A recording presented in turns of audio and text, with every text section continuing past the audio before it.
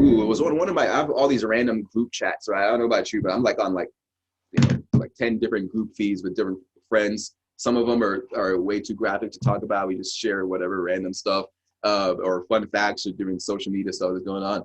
But somebody shared one in me. It happened recently, I think. It was off the shores of somewhere in Africa, but some ship capsized and sank.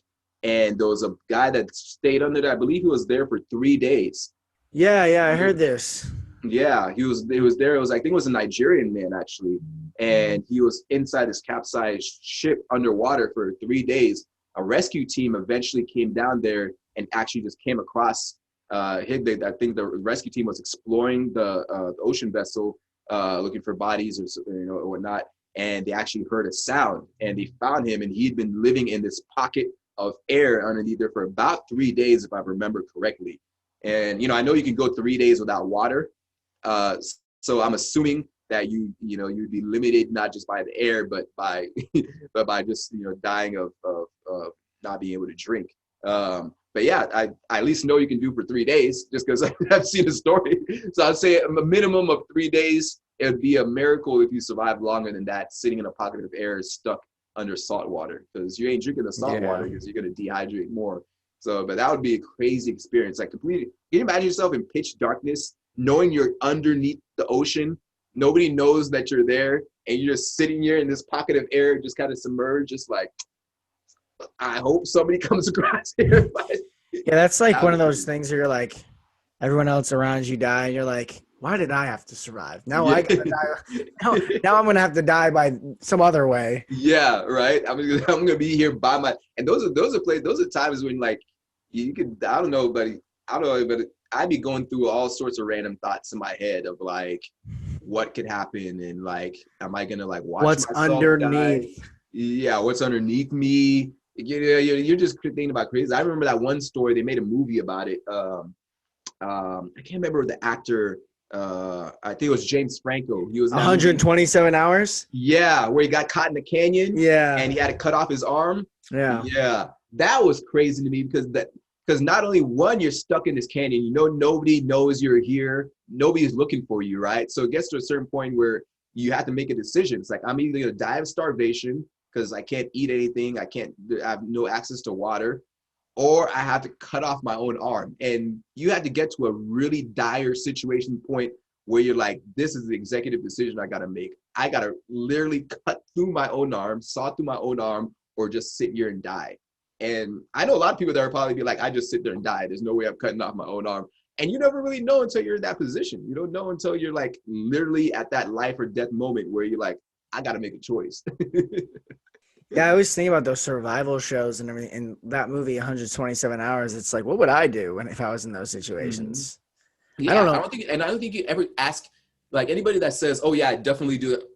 You don't know, because that, I can only imagine there's a whole nother level of survival mode that you get to when you're in that point. It's easy to say right now as I'm living and I'm comfortable, like, oh yeah, I'd chop off my own arm and be like, yeah, I don't know. But when you're at that point, you really got to make that decision. Are you going to really chop off your arm? Or are you going to sit there and let yourself die? Like, what are you going to do? I think there was another story too of this guy that got stuck in an avalanche.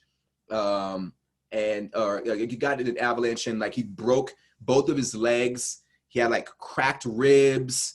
One of his arms was broken, and he was like 17 miles away from the closest the closest shelter point. And he literally like crawled his way, like, I think it was like, I want to say it was 17 miles back to, like, he got, obviously had frostbite and all these different things, but he had this will to survive. And there were potential for like I think he got like approached by like wolves and had like fend off wolves, and just like this crazy story. And you just think about that ultimate survival mode. Like, what does it take to actually be able to survive? And would you actually have the will to do it? I think that's always crazy to me. Humans are fascinating. Like, just like the stories you'll come across on like Snapchat previews and be like, guy survives 3 days after plane crash by killing 8 wolves. You're like, yeah, this deserves a little bit more than a Snapchat preview, my guy. Seriously, like, that's epic, man. Like, that's epic. And that's another tie back to just human nature and survival. It's like, every organism has to find a way to survive. It doesn't matter if you're a gazelle that's roaming the African plains and you got a pride of lions coming after you, and you got to think of how to best escape this scenario. It's life or death. Organisms face threats every day, and it's what do you do when you're faced with that threat, you know? And that's when your true animalistic instinct shines through, because we are all fundamentally tied in nature, and we're going to make fundamental animalistic decisions when it comes that time. So do you think it'd be scarier to get dropped in the middle of the Pacific Ocean at night by yourself, well, like in like a raft, or to be floating away from the Earth by yourself in space? Ooh. I would say floating away in space by yourself, because there's zero hope, right? Like there's no, you know, this ain't Armageddon. They ain't gonna like put some ragtag group together in 2 days and fly up there and pick you up, you know. There's no getting to you. You're done. You're gone. you're gone. At least there's hope. If you're in the ocean, you might be in the middle of the ocean, but who knows? There might be some random plane coming by. There might be some random ship that comes by. Who knows how far away you are or how close you are to land? You might eventually float. You might be able to catch a fish with your bare hands and, you know, and eat it raw, whatever who knows? But you at least have some semblance of hope of being able to survive that experience. Whereas when you're in space, that's a wrap. There's nobody coming for you. There's no planet that you're going to land on that you're going to, you know, face survival. It's a wrap for you. You're done. So I'd much rather be dropped in a raft in the middle of the ocean for sure. I think I'd rather be in space. You'd rather be in space? Well, not because I'm probably going to die both places. The cool thing about space is if I'm floating away, maybe an alien will find my body. And then I'll be the first human to be found by aliens. That'd be cool. Well, only if humans knew about it. We still don't know about aliens, right? So then they ain't gonna be like, hey, we found one of your guys, we're bringing him back to you. Like, we found one of your guys. Could you imagine? That's how you meet humans. They bring you down. Here's your guy. Like, the guy's dead. You're like, right. And you already coming out of their finger.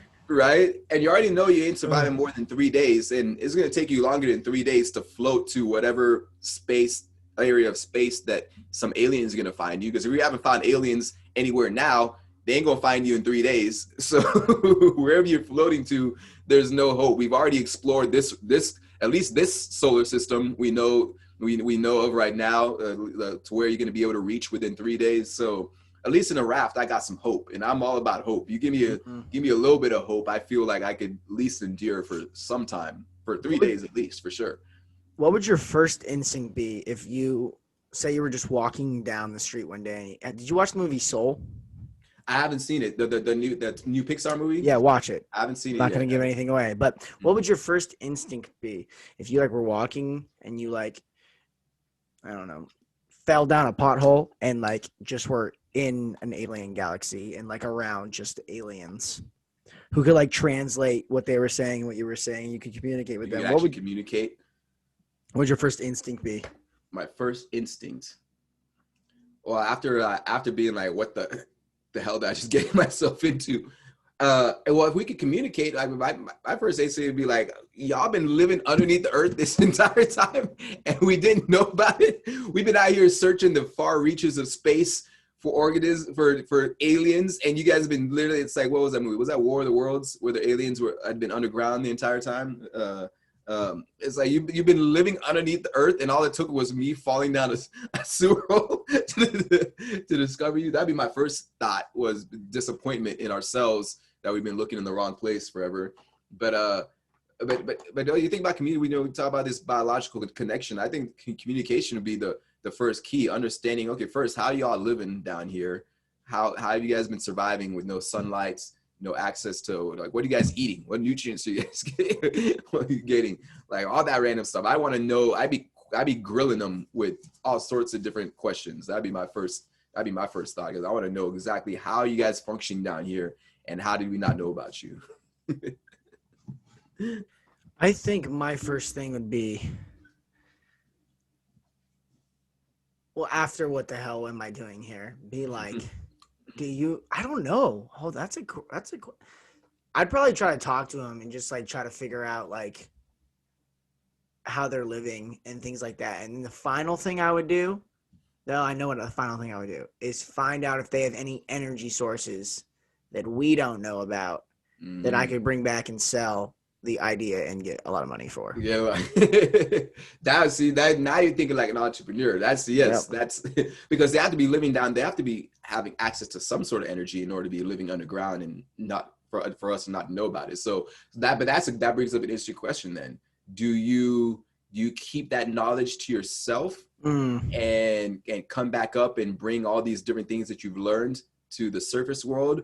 Or do you tell somebody, do you share this newfound science with the rest of the world? That's a question right there. I wouldn't share that there's aliens underneath in the pothole to the world, but I would share that there's a new energy source that, as long as it's like better than the ones we have. Like if it's like uranium, nuclear power, and it just gives radiation to everyone, but like aliens can live with that, we're not using that. But if it was like some crazy anti-gravity machine that sucks in whatever and creates this energy that can warp time and speed, dude, I'm doing it because I want to meet other aliens. Now we're like, get rid of those guys, those pothole guys. We're gonna find other ones. Well, then it takes you to the moral aspect of science, right? Because when you look at science, you always have to think morally, right? Because it's our duty as scientists to be able to make sure that we make these decisions that impact the world, right? And that's why we not get political, but people look at Trump and it's like, oh, you knew about this coronavirus all this time, you didn't tell us, you didn't warn us, we could have prepared for this better, different things like that. When you have the knowledge about science and how something could spread and how it could impact the world, we do have